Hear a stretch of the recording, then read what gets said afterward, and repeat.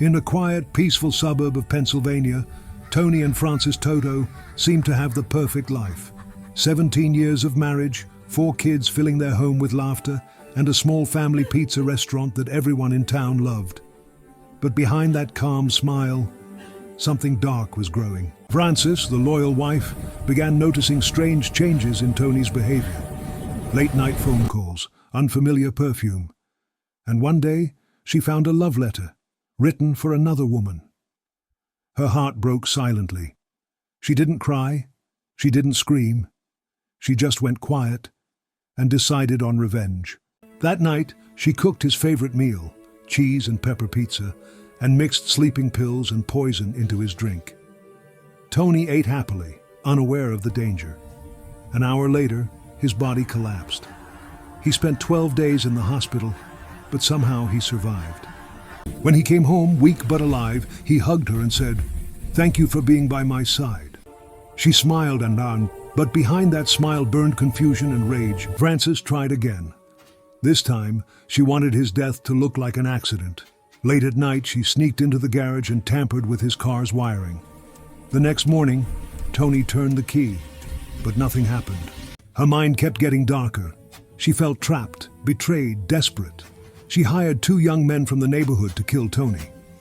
They broke into the house one night, attacked him, but lost their nerve and fled. Tony woke up bruised and confused, while Frances cried and shouted, "Thieves, they attacked us!" But deep inside, she was boiling with anger. This was her 3rd failure. By 1983, Frances decided this would be the last attempt. She prepared a luxurious dinner filled with heavy sleeping pills. After Tony fell asleep, she called the same 2 men again. They entered quietly, and one fired 2 bullets, one in his chest, one in his head. Frances thought it was over, but the sleeping pills that were meant to kill him actually saved his life. They slowed his heart and bleeding, allowing him to survive against all odds.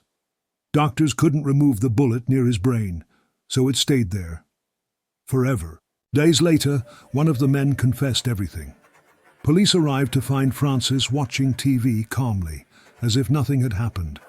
When they arrested her, she said quietly, "Maybe now, I'll finally be at peace." The story shocked America. How could a wife try to kill her husband 5 times? But what Tony did next shocked the entire world. After leaving the hospital, Tony refused to press charges. He even paid her bail to get her out of jail. In court, he said, "Yes, she tried to kill me, but I love her, and I forgive her." Frances spent 4 years in prison.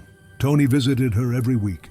When she was finally released, he was waiting at the prison gate, holding flowers. They reopened their pizza shop and became famous nationwide. When asked how their love survived, Tony smiled and said, "Real love is crazy, but it never dies."